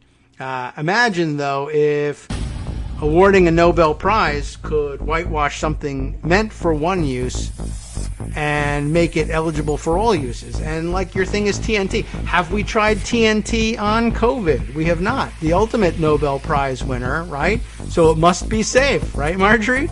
Apparently, I don't know. Even her ridiculous mind can't stretch that far. All right, back with another segment in 2 minutes, and we'll see what Pocket has in store for us this time. Sup fam, it's your boy Darwin, aka Darwin_Darko, aka the most reasonable man in America, aka KITM's senior black correspondent. You might remember me from such recordings as Spacemen vs. Space Cadets and We Need to Talk About Joe Biden. Today, I want to bring you good news about that thing you've been struggling with. Do you suffer from giving too much of a damn? Do you turn on the series of tubes and find yourself outraged at the particular way some news organization strung some sentences together only to realize, nope, this is not some fictional hellscape? Well, guess what? You no longer have to accept the life of giving too much of a damn. You can do something about it, because even you, yes you, can be a show contributor. Now I know what you're thinking. Hey, Mr. Most Reasonable Man in America, I'm not some professional podcast talking guy. Don't worry about it. Do you have a smartphone or some other electronic recording device? Well, that's all you need. You too can have a segment where you can read us an important article and give us your take. Read one of your own original essays, or even just give us your commentary on something you'd like to share that's important to you. Fair warning though, side effects may include general punditry, having opinions and hot takes, getting stuff off your chest, and hearing your own voice. If your recording lasts longer than 5 to 7 minutes, please consult kagrox@gmail.com. That's KAGROX@gmail.com.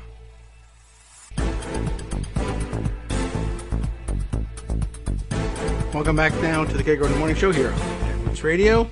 Let's jump back to Pocket and find the various things that I have stored for our discussion there. Let's see. Okay, just sort of going over. Oh, you know what? Here's an interesting follow-up to something that we said yesterday, and I almost got myself in trouble with the Star Trek folks. Is it okay to say Star Trek nerds? I mean, I don't prefer Trekkies, but I think they're proud Star Trek nerds as well. There's a difference. But I had to explain myself yesterday to Matthew Rigdon, who's by no means a nerd of any kind. Just he likes Star Trek and leave him alone.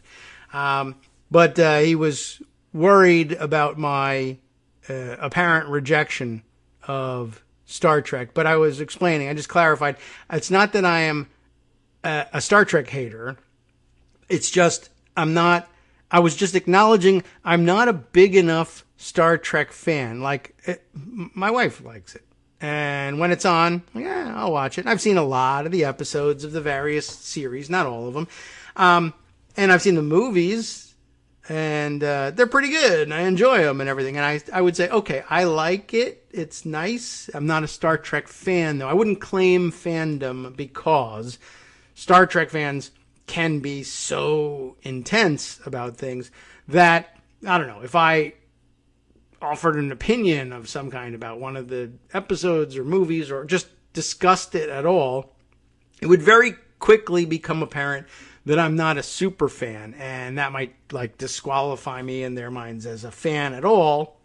So I just classify myself as someone who is like, okay, Star Trek's nice, but I'm not a Trekkie. I'm not anti-Star Trek. I'm just not really a huge Star Trek fan. And that's different. And I just want to make that clear at the outset before we get into a conversation and somebody accuses me of being some sort of, lightweight, fair weather fan. That is what I am. Let's get that out in the open now. Anyway, the important part was that Matthew pointed out that red shirts aren't, in fact, the most likely to die. Well, it wasn't him that pointed it out. He pointed me to an article that pointed that out. And that's like a cultural thing that we actually might need to share. Because there's data on this thing that we've assumed was true and that we've shared as a cultural touchstone. Even if we're not Trekkies, we all kind of get that reference. So I just want to kind of put that on the record that's a thing. At Nerdist.com, Eric Diaz writing this article from way back in April of 2017. Star Trek red shirts weren't statistically the most likely to die after all. I don't know how much time I have to actually spend on this, but luckily it's mostly pictures and GIFs, so it's okay. Thanks to the original Star Trek series over the past several decades, the word red shirt, the words really, has become synonymous, have become synonymous with expendable, soon-to-be-dead extra. This is because on the classic series, security officers wore red, while command wore gold, and science and medicine wore blue. And of course, those poor security dudes seemed to always get killed off by some random alien on an away mission, while Kirk and Spock got away unscathed. And usually, they got killed without even getting any speaking lines. Oh, the indignity, and I can understand that. But what if this notion that red always equals death has been wrong these past 50 years? Well, thanks to the folks at space.com, we've learned that at the recent Star Trek The Math of Con talk, which happened on April 6th at the Museum of Mathematics, it was revealed that wearing a red shirt might not have given you the greatest odds to an untimely demise after all. The talk was introduced by Connor Trinier. I'm guessing at the pronunciation of this. Trinneer, who played Commander Trip Tucker on Star Trek Enterprise. I don't think I've seen any of those, actually. But the star of the talk was mathematician and lecturer James Grime, who dropped the hard statistics on the Trekkers in the audience. Thanks to Grime and his statistics, we learned that, yes, it is true that more red shirts died on screen than any other kind of member of the crew. 10 gold-shirted, which are command personnel, again. 8 blue scientists, right? And 25 red-shirted. However, those calculations do not take into account that there are apparently way more red shirts on the Enterprise to start with than any other crew type. This skews things a bit. There were a couple of red shirts who always came away unscathed. What were their names again? That's a good question. We didn't take any notice of those guys. Is there actually more text here? According to Grimes, yes, who referred to the handy old Star Trek technical manual over the course of 3 seasons, out of 239 red shirts, 25 died, which is 10%. Out of 55 gold shirts, 10 died among their number too. So that's quite a... Oh, no, I'm sorry. 10% on the red shirts. So 239 red shirts, 25 died. That's 10%. Out of 55 gold shirts, 10 died. That's 18%.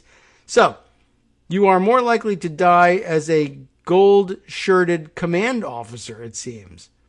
That would be my last guess. Oh, and only a mere 6% of blue-shirted scientists died over the course of the show. I suppose that would have been a better guess.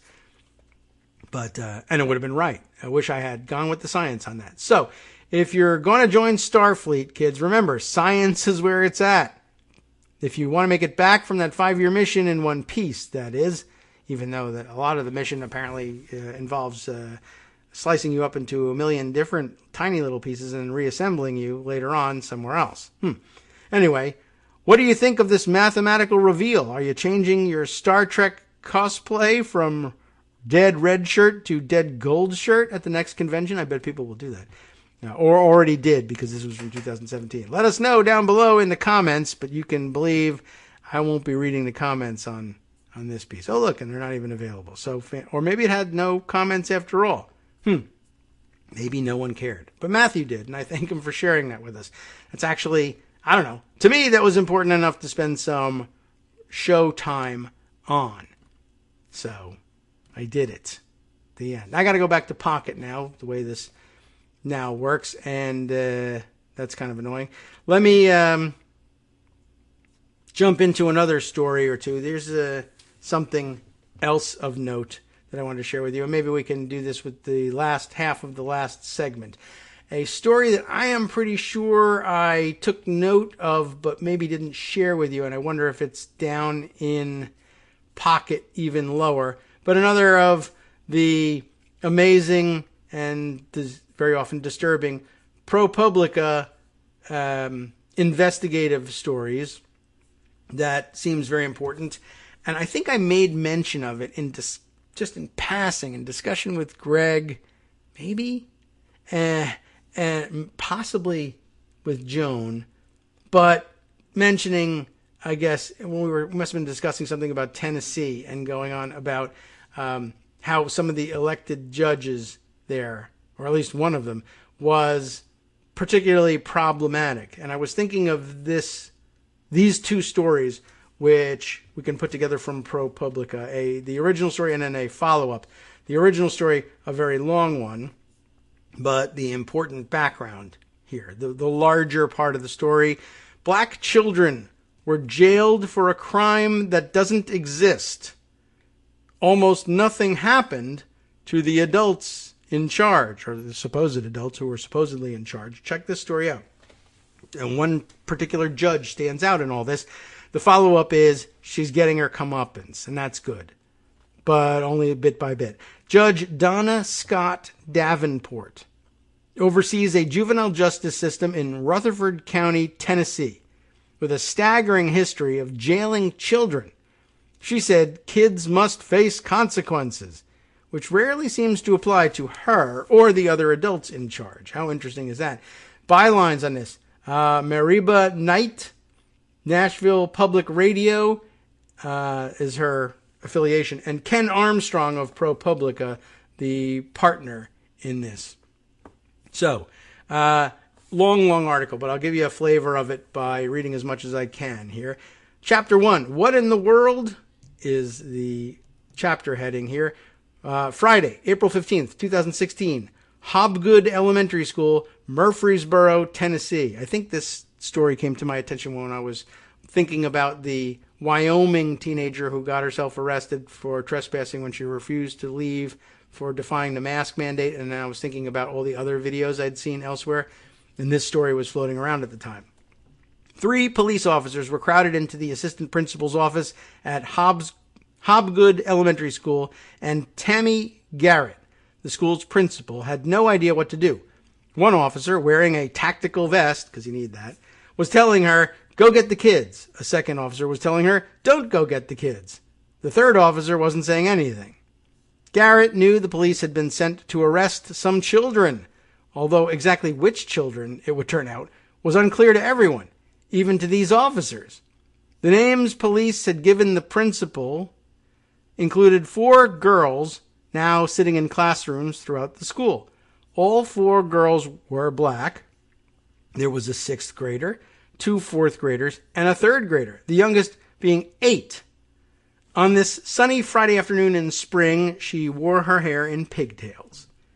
A few weeks before, a video had appeared on YouTube. It showed 2 small boys, 5 and 6 years old, throwing feeble punches at a larger boy as he walked away, while other kids tagged along, some yelling. The scuffle took place off school grounds after a game of pickup basketball. One kid insulted another kid's mother, is what started it all. The police were at Hobgood because of that video, but they hadn't come for the boys who threw punches. They were here for the children who looked on. The police in Murfreesboro, a fast-growing city about 30 miles southeast of Nashville, and briefly, or maybe still, a hotbed of COVID. But anyway, the police there had secured juvenile petitions for 10 children in all who were accused of failing to stop the fight, which wasn't even really a fight. Officers were now rounding up kids, even though the department couldn't identify a single one in the video, which was posted with a filter that made faces fuzzy. What was clear were the voices, including that of one girl trying to break up the fight, saying, "Stop, Tay-Tay, stop, Tay-Tay." She was a 4th grader at Hobgood. Her initials were E.J. The confusion at Hobgood, one officer saying this, another saying that, could be traced in part to absence. A police officer regularly assigned to Hobgood, who knew the students and staff, had bailed that morning after learning about the planned arrests. The thought of arresting these children caused him such stress that he feared he might cry in front of them or have a heart attack. He wanted nothing to do with it, so he complained of chest pains and went home, with no warning to his fill-in about what was in store. Not great. Also absent was the police officer who had investigated the video and instigated these arrests, Crystal Templeton. She had assured the principal she would be there. She had also told Garrett there would be no handcuffs, that police would be discreet. But Templeton was a no-show. Garrett even texted her, "How's timing?" but got no answer. Instead of going to Hobgood, Templeton had spent the afternoon gathering the petitions, then heading to the Rutherford County Juvenile Detention Center, a two-tiered jail for children with dozens of surveillance cameras, 48 cells, and 64 beds.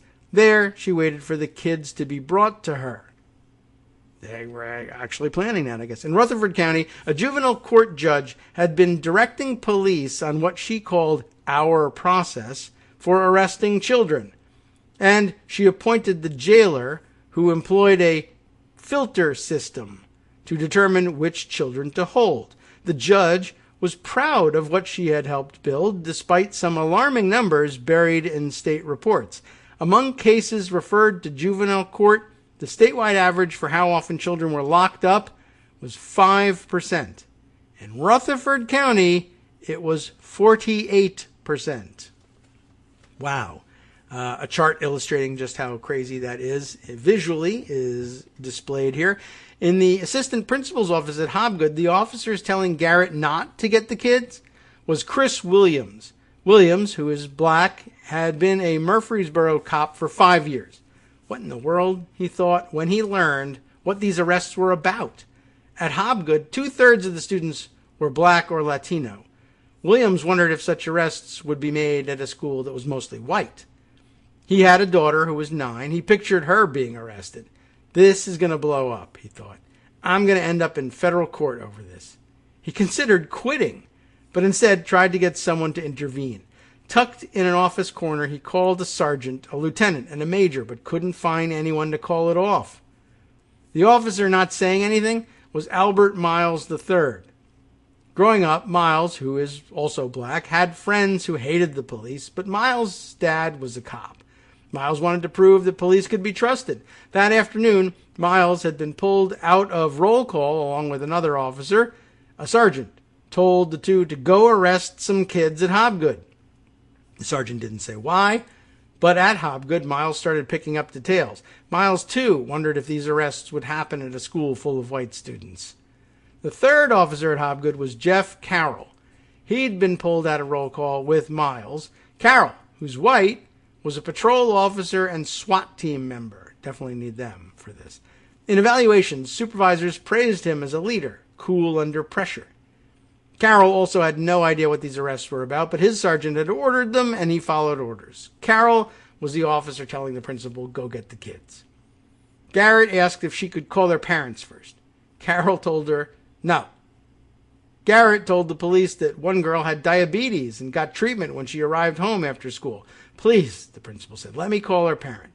On this, the police ultimately compromised, saying the girl could get a shot in the nurse's office before being taken to jail. Of the two officers telling Garrett what to do, get the kids and don't get the kids, Carroll seemed the more aggressive, the principal would say later. She agreed to get the kids. Having these arrests take place at Hobgood was not something school officials wanted. They wanted kids to feel safe at school. Garrett grew up poor. 9/10 of her students were poor. Years before, Hobgood had struggled academically. Now it was a celebrated success. Garrett and her staff had worked to build trust with parents and students. I don't give up on kids, Garrett says, but she knew that trust is fragile and trauma endures. As Garrett gathered the kids from their classroom, she believed the police would at least avoid a spectacle. School let out at 2:30. That was minutes away. Garrett's understanding was that the police would keep the girls in the office until school was dismissed and everyone else was gone. Garrett rounded up the 6th grader, a tall girl with braids who had visions of becoming a police officer, one of the 4th graders, the girl with diabetes, and the 8-year-old 3rd grader. In the hallway, the principal tried to prepare them, saying the police were there, regarding a video of a fight. Hearing this, the sixth grader told Garrett that the two other girls hadn't even been there. After returning to the office with the three girls, Garrett relayed to police what the sixth grader had told her. Her words were barely out when Carol made it clear he'd had enough. Garrett said later, when interviewed as part of an internal police investigation, Carol pulled out handcuffs and put them right in my face, Garrett called, and he said, "We're going now. We're going now. There's no more talk. And we're going now." And I said, but. Carol yelled at her, Garrett said. She felt intimidated, bullied. She worried that if she said any more, she might be arrested herself, and so I backed off. By now, the girls were crying and screaming and reaching for the principal, who was also crying, and as was the assistant principal. And it was awful, Garrett later said. Carol handcuffed the sixth grader. Later, asked why, he said because policy allowed him to. After being handcuffed, the sixth grader fell to her knees. Miles handcuffed the 8-year-old with pigtails. "Just acting out of habit," he said later. Walking to a patrol car, Miles stopped and thought, "Wait a minute," and removed the cuffs. I guess my brain finally caught up with what was going on. While Carol drove these two girls to jail, the fourth grader with diabetes stayed behind to see the nurse. She was sisters with the sixth grader. Her initials were CC. In all this back and forth, Principal Garrett realized something. The other fourth grader, she had forgotten about her, and now school was out. The girl had boarded her bus and was waiting to go home. The other fourth grader was EJ. Although she'd said stop, she was on the police's list to be picked up for encouraging the fight. "Go get her," the police told Garrett. Garrett was still crying. She didn't want to go out to the line of buses and let all those kids see her like that, but she went, feeling she had little choice. A teacher beckoned EJ off the bus. Then Garrett escorted her inside to the awaiting police. EJ, scared and confused, begged for her mother and threw up on the floor. The two fourth graders still at Hobgood, EJ and CC, were best friends. Williams and Miles walked the girls outside, not handcuffing either. With some parents joining in, the officers formed a prayer circle around the two girls. Miles prayed out loud for the kids to be protected and for God to bring peace and understanding. Then he buckled the fourth graders into a patrol car and drove off. On the way to jail, the girls cried, snot and all, EJ would say later. Garrett, meanwhile, pulled out her personal cell phone and began calling parents, no longer willing to do as the police commanded. Would have helped a little earlier, but tough situation, obviously. For the officers, the confusion didn't end at the school. It continued once the children began arriving at the jail. Maybe it wouldn't have helped earlier, now that I think about it, calling the parents there, and the parents would feel like they had to intervene and could end up getting themselves shot. Maybe it was best. When Carol walked in with the first two girls, Templeton, the investigating officer, pointed to the 8-year-old and asked what she was doing there. The police had no petition for her, Templeton said. The 8-year-old's mother soon arrived and took her child home. But too late, of course. Miles brought in the last two, the two fourth graders. Then, walking out to his patrol car, he ran into an angry parent, Miles would later recall. It was a father demanding answers. Miles dropped his head, shaking it. The father asked why this was happening. "I don't know," Miles answered. "We are good people," the father said. "I can only imagine what you're feeling," Miles answered. He explained briefly the juvenile court process. "This is wrong," the father told Miles over and over. After the third time, Miles, fighting back tears, said he understood, as a parent himself, the father's anger and pain. "Well, I'll censor it a little bit. F you," the father said. "I understand," Miles answered. Only later, when he returned to the police station, did Miles allow himself to cry. When the parent asked why this was happening, Miles had been unable to say, but the answer traces to individual missteps and institutional breakdowns, all on a grand scale, as you might have imagined. What happened on that Friday and the days after, when police rounded up even more kids, would expose an ugly and unsettling culture in Rutherford County, one spanning decades. In the wake of these mass arrests, lawyers would see inside a secretive legal system that's supposed to protect kids, but in this county, did the opposite. Officials flouted the law by wrongfully arresting and jailing children. QAnon, are you listening? One of their worst practices was stopped following the events at Hobgood, but the conditions that allowed the lawlessness remain. The adults in charge failed, yet they're still in charge. Tennessee's systems for protecting children failed, yet they haven't been fixed. Ready for Chapter 2, or at least some of it? Chapter 2, The Mother of the County.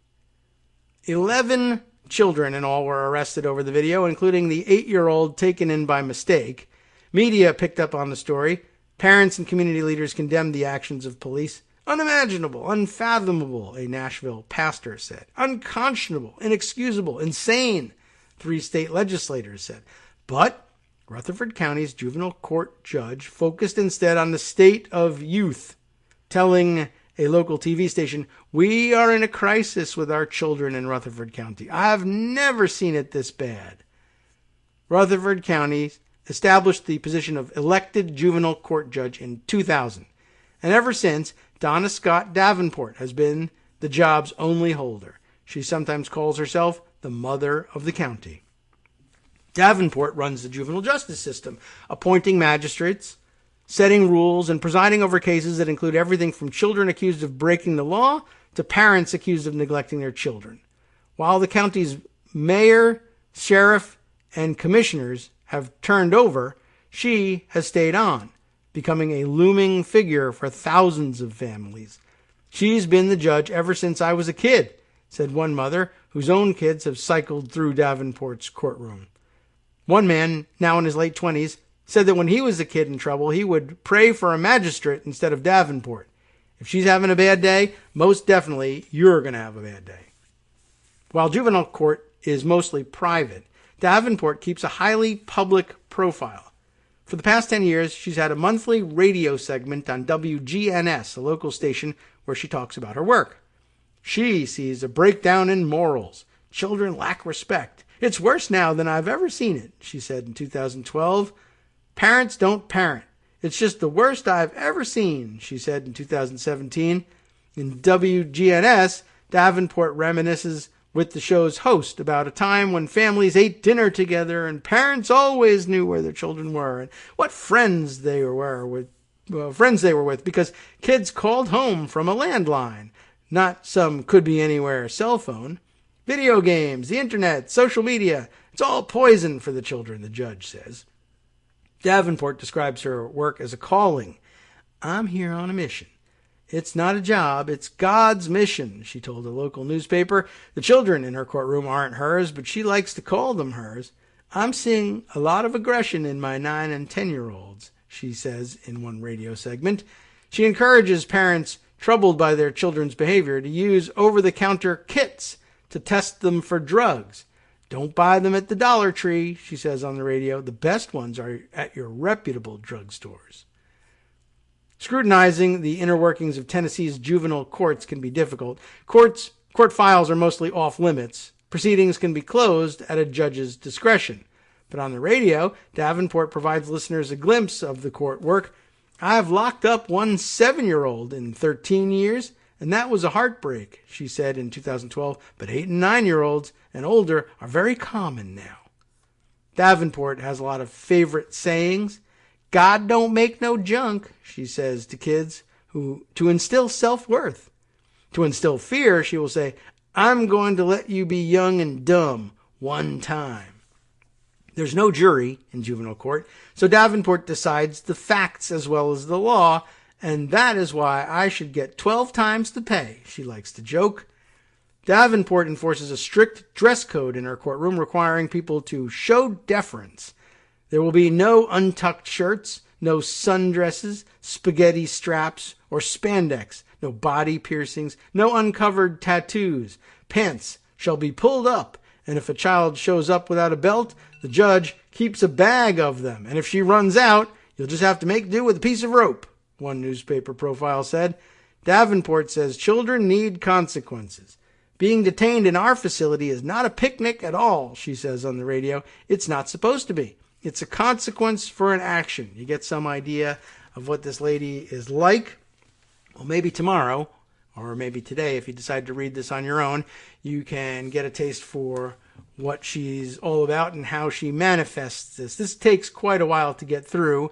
And I will tell you, though, just to break the tension that's probably rising as you hear this story, Outrage, there's another story, a follow-up at ProPublica. Outrage grows over jailing of children as Tennessee University cuts ties with the judge involved. So at least you know that there's something happening, not exactly a happy ending to this. But this story was really bizarre and took a lot of interesting twists and turns. But what's really happening here is total, autonomy. No one paying any attention, except these guys, I guess, whatsoever to what was happening in Rutherford County. It's remote. It's in central Tennessee. Now I remember where it came up. I think I was reading about the lunatic, I guess the one who shared the story of the Wyoming teenager who's running for Congress in Middle Tennessee with Madison Cawthorn's endorsement. That's what made me think of what was going on in Tennessee, and don't know whether this actually is included in his district or not. But yeah, some very weird happenings, I guess, in one of the secluded backwater-ish places of Tennessee, although it's not too far from a major city or anything. But just there, where you give all the autonomy to one judge, she's elected. She can be gotten rid of, I guess, but just figured no one was paying attention, and she just figured that running on tough on crime by jailing the kids would get her through. Anyway, there's some really weird profiles of, she's really super proud of this juvenile detention facility, and I think embedded in the story is like a promotional video for it that was really super bizarre. Anyway, I think maybe we might even return to this tomorrow. From netrootsradio.com, you have been listening to Kagro in the Morning with David Waldman. Next, of course, the West Coast Cookbook and Speakeasy with Justice Putnam, so do stay tuned. He'll be taking a look at that strategy to gut and replace voting laws the Republicans are after, and they will manufacture voter fraud where they have not found any. So keep an eye out for that. Justice has got his eye on it. Why don't you share those thoughts with them next?